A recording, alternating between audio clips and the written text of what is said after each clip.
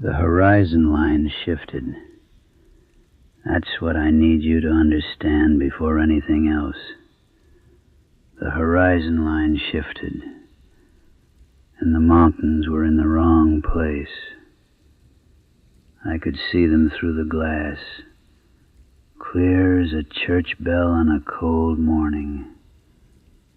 But they were wrong. The peaks were wrong. The valleys folded in on themselves like something had reached down and pressed the whole landscape into a shape it was never meant to hold. And at the bottom of the stone steps, you understand what I mean when I say the stone steps, the ones that don't appear on any map I've ever seen. Something was standing there, tall, taller than anything that has a right to stand on two legs, thin, the way a shadow is thin when the sun is low and mean and the light has no warmth left in it, just standing, looking up at me through whatever passes for eyes on a thing like that. And it had already started walking. Now, let me take you back to the beginning, because the beginning matters when you're trying to make sense of a thing that doesn't want to be made sense of. This was late October, a Saturday, though the day of the week stopped meaning anything after the second night on the ridge. I had been hiking a stretch of the Appalachian Trail through the high country of western North Carolina, up where the elevation sits above 4,000 feet, and the air is thin enough that you feel it in your chest like a quiet warning. The kind of country where the trees are old, not old the way a man is old, but old the way stone is old. Old in a way that needs no acknowledgement from anyone. A 3-day solo trip. Just me, a pack weighing close to 40 pounds, and the trail. The first day was fine.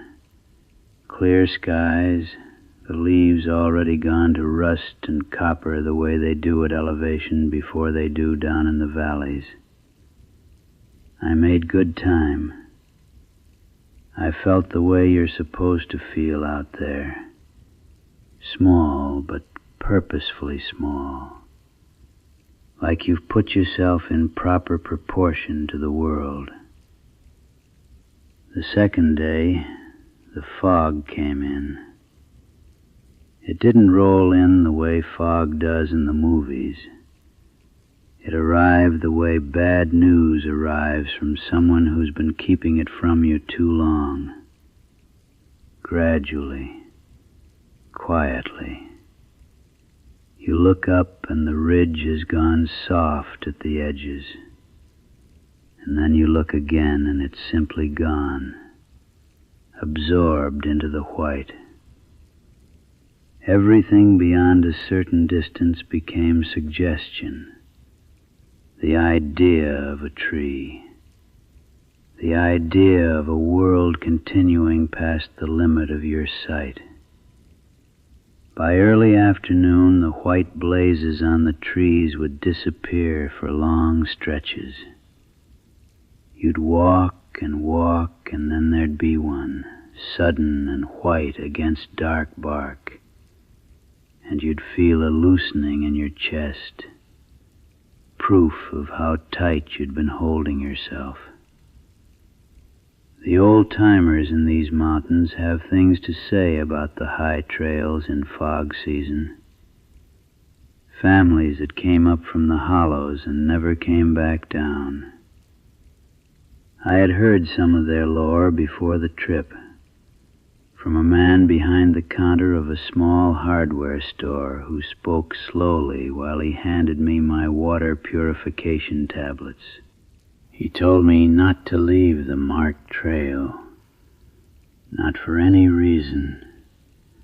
No shortcuts, no game paths, no cutting down into the unmapped hollows.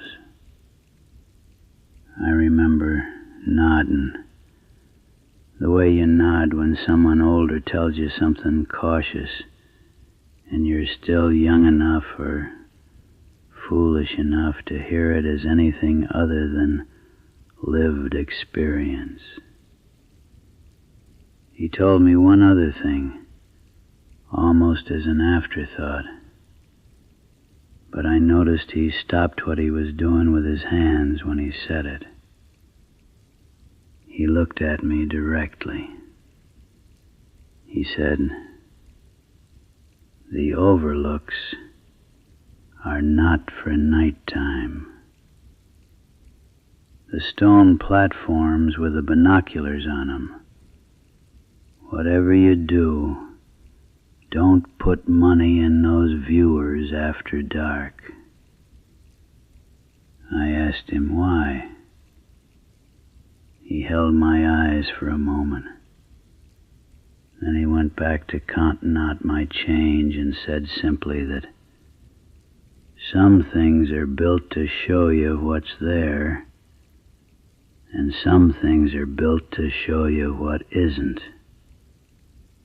And in the dark, on a high ridge, you don't always have the luxury of knowing which is which before it's too late. I thanked him. I drove to the trailhead.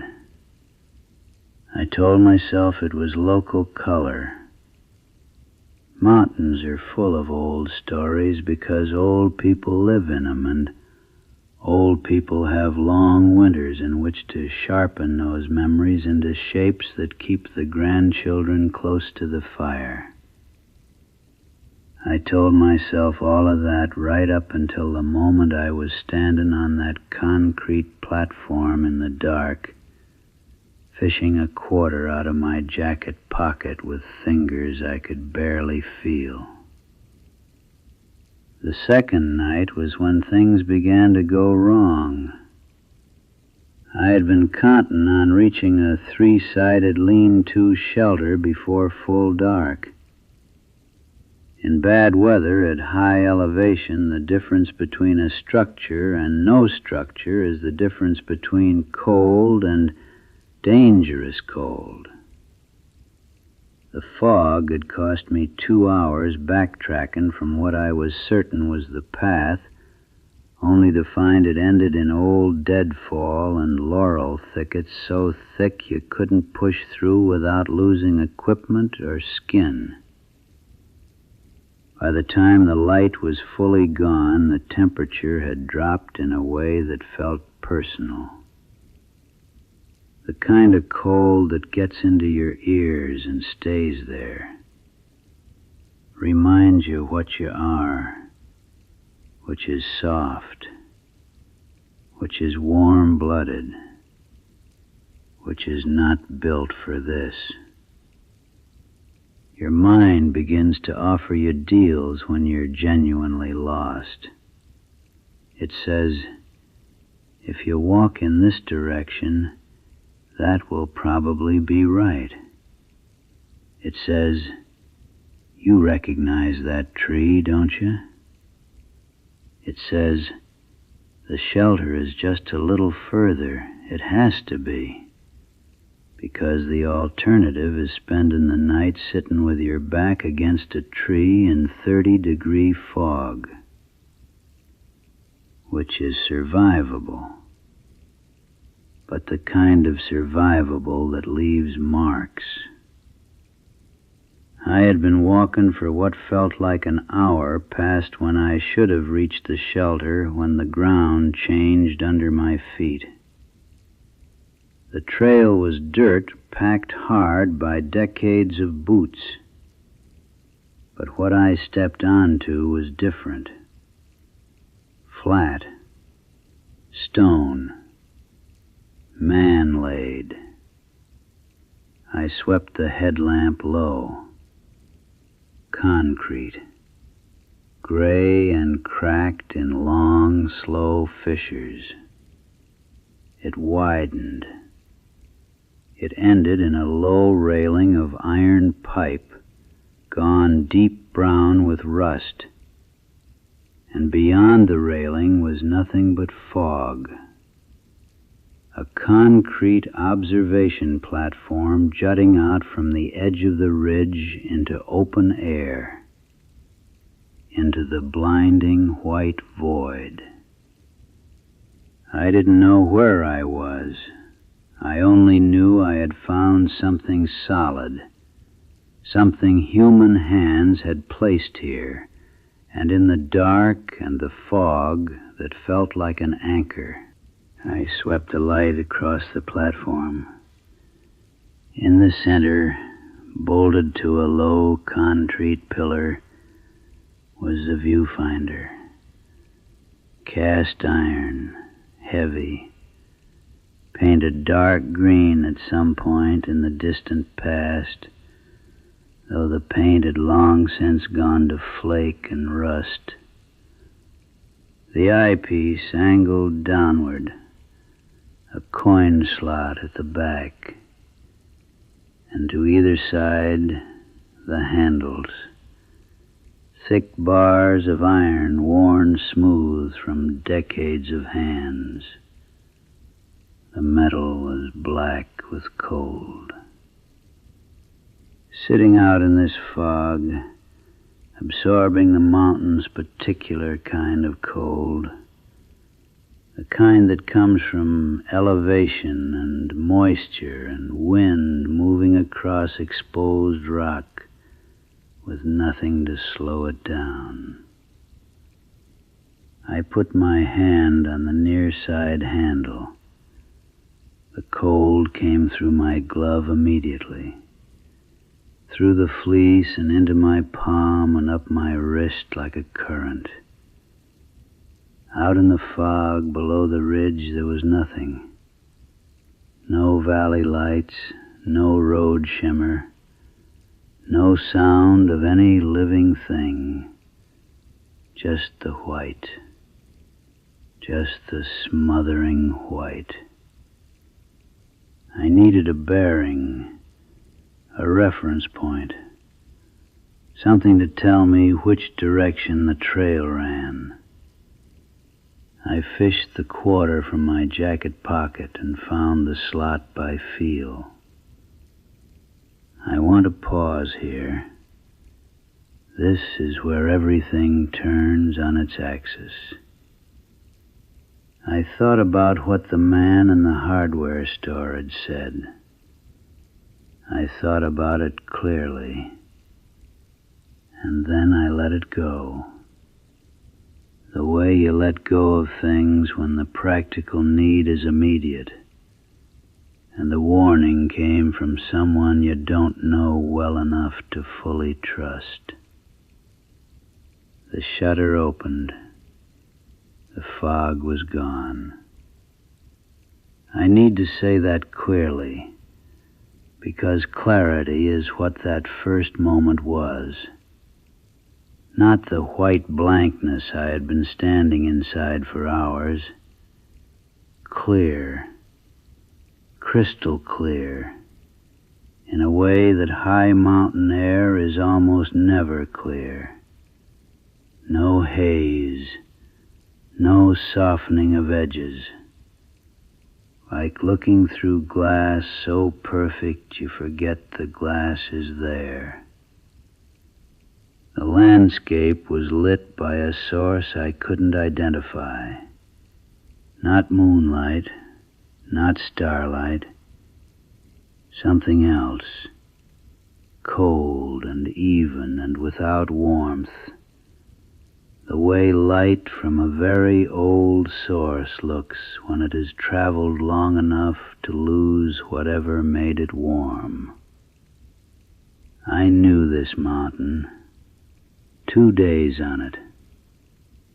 But what I was looking at was not that. The ridgeline held the same rough shape, the bones of the elevation. But everything else was wrong in a way I couldn't categorize. Trees in wrong places. Not like they'd been moved, but like they belonged to some other time, when the mountain had been shaped by something other than weather. The valley floor too flat, the sky above it too dark, and the stone steps. There were no stone steps on this overlook. Concrete platform, iron railing, nothing else. But through the viewfinder, below the platform, wide stone steps descended into that wrongly lit valley. Old steps, cut into the rock face itself. And at the bottom of those steps, at the far edge of where the light met the unmapped dark, there was a shape. I pulled back from the eyepiece. White. Blinding, total, formless white fog. The real world. The cold. The sound of the wind. I looked back through the glass. The shape had moved up 3 steps. It was tall, the way something is tall when its proportions are simply different from anything you know. The legs too long, the torso too long, the angle of the shoulders wrong in a way that made something animal in my chest go very still. It had no face I could see from that distance. Or rather, it had the suggestion of one, the implication, the way a shadow on a wall implies the thing that cast it, without being the thing itself. It moved with purpose, not fast, not rushing. The unhurried certainty of something that has always known where it's going, and never had reason to hurry because the destination has never gone anywhere. I pulled back again. White fog, wind, the ticking of the mechanism audible through the metal casing now, slow and deep and patient. I looked back through, halfway up the steps. My hands were on the iron handles, and I understood something then. Not in the thinking part of me, not in the part that reasons and constructs explanations. The deeper part, the part that has lived in the body longer than reasoning has. The act of looking was a participation. The coin in the slot was a kind of consent, and the ticking was not the winding down of a neutral timer. It was a countdown. When the shutter closed, the thing would not be at the bottom of the stone steps anymore. The ticking was slower now, and slower ticking should have felt like more time, but it felt like the opposite, like the weight of each remaining second was growing. I looked through the glass. The shape was on the top step, standing at the edge of the platform, looking up. The place where its face should have been was turned toward the eyepiece, toward me. What served it for eyes was not dark as I had expected. It was bright. 2 faint points of brightness, the color of the light that had no warmth, set in a face of all wrong geometry and all wrong proportion. It was still not rushing. It didn't need to rush. I let go of the handles. I stepped back from the pillar.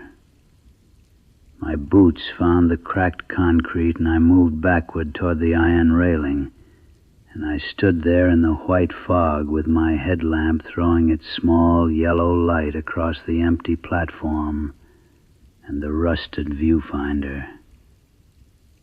The ticking stopped. I don't know how I got off that mountain. I know I moved. I followed instinct and luck and the occasional white blaze until the ground changed and I found the lean-to shelter, cold enough that my hands shook for an hour after I climbed into my sleeping bag. I lay there listening to the fog move through the trees, and I thought about the man in the hardware store and what he had said about things built to show you what's there versus things built to show you what isn't. I have a different understanding of that now. Not a complete one, just a shaped absence, the way something gone leaves a mark in the space it occupied. What I know is this: the overlooks are old, older than the Park Service plaques suggest. The iron and concrete are mid-century, maybe, but the placement, the specific positions on the ridge, those are older. They mark something, not a view, or not only a view. Every time I looked through that viewfinder, the shape moved closer.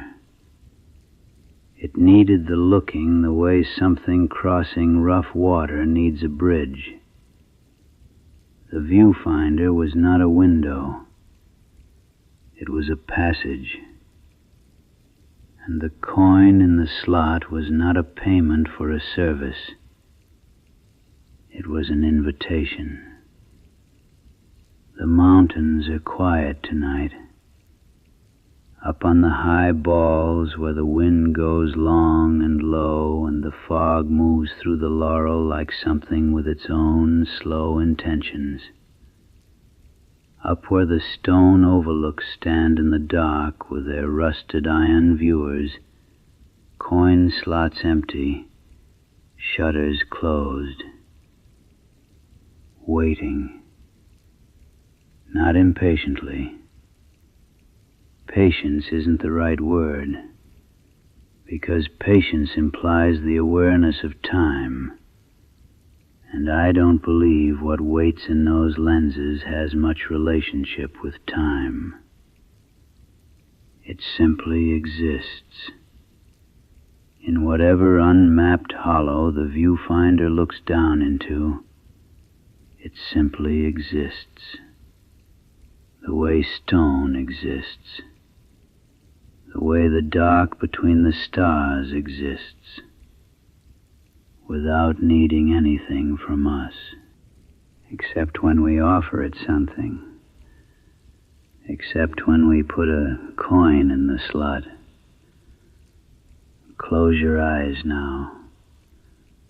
The rain is coming down on the high country, on the old-growth timber, on the granite and the shale and the packed trail dirt, on the three-sided shelters where tonight's hikers are settling into their bags, listening to the rain on the roof, the cold kept at one remove by good insulation and earned exhaustion. Let that sound carry you.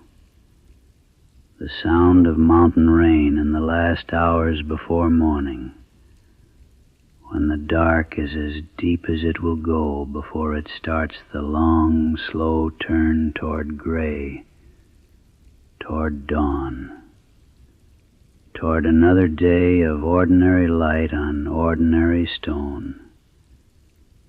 Let it carry you down into the valley, into the quiet, into the place where the fog doesn't reach and the viewfinders are far above you, up on the ridge in the dark, and whatever they hold is far away and getting farther. You are here. You are warm. You are a long way from the stone overlooks and the turning of the shutter and the slow, certain footfall on the steps. Sleep now.